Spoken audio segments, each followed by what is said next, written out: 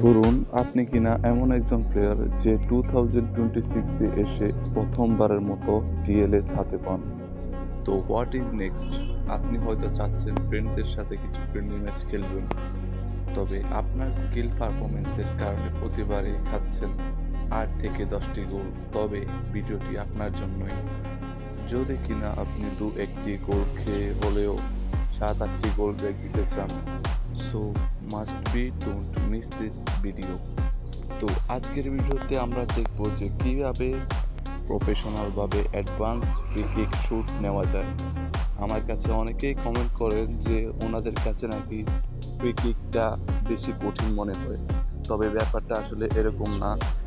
তো হাইপের কারণে আমরা আজকে ফ্রি কিক দিয়ে শুরু করলেও পরবর্তীতে পেনাল্টি আর কর্নারের ব্যাপারগুলো দেখব। ফার্স্ট অফ অল আমাদের যে জিনিসটি জানা দরকার সেটি হচ্ছে প্র্যাকটিস মেক পারফেক্ট। সোজা কথায় আপনি ডিএলএসে সর্বপ্রথম ট্রেনিংয়ে আসবেন। এসে এসে এদিক ওদিক টাইম নষ্ট না করে ডাইরেক্ট ফ্রি কিক কর্নারে এসে অন্তত কমপক্ষে 100 থেকে 150টা ট্রাই করবেন, যতক্ষণ না একটিও গোল হচ্ছে। আর আপনি যত বড় স্কিলফুল প্লেয়ার হন না কেন, আপনার স্কিল ডিপেন্ড করে হচ্ছে আপনার অপোনেন্টের পজিশন এবং কি ওর প্লেয়ারদের খেলার অ্যাক্টিভিটির উপরে। তবে কিছু শর্ট ট্রিক্স আছে, যেমন যদি আপনি মিড পজিশন থেকে মারতে চান তাহলে চিকের যেই পাশে খালি জায়গা বেশি থাকবে ওই পাশে বল শুট করতে পারেন। এক্ষেত্রে একজন প্লেয়ারকে টার্গেট করে বল মারতে পারেন। তবে এই ক্ষেত্রে বা আমরা যেটিকে পাওয়ার শুট বলে থাকি সেটিকে চেপে ধরে রাখা যাবে না। পাওয়ার শুটের সর্বোচ্চ সীমা থাকতে হবে 60 থেকে 70। এর বেশি হলে বার ক্রস করে বল উপরে চলে যাওয়ার সম্ভাবনা থাকে।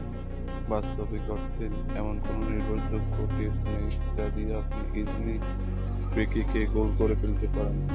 এখানে যে গোলগুলো দেখানো হচ্ছে এই গোলগুলো আমি কয়েকশোবার ট্রাই করার পরে মাত্র কয়েকটি গোলের ফলাফল। অতএব ট্রেনিং গ্রাউন্ডে যান আর গিয়ে ওইখানে ট্রাই করতে থাকেন। অটোমেটিক্যালি আপনার ফ্রি কিক কাটার ক্ষমতা ইমপ্রুভ হয়ে যাবে। আর অযথায় এসব ভিডিও দেখার দরকার নেই। তবে পেনাল্টি আর কর্নার নিয়ে অনেক ভিডিও বানানোর আছে, আস্তে আস্তে সেগুলো নিয়ে বিবেচনা করা হবে আপনাদের মাঝে।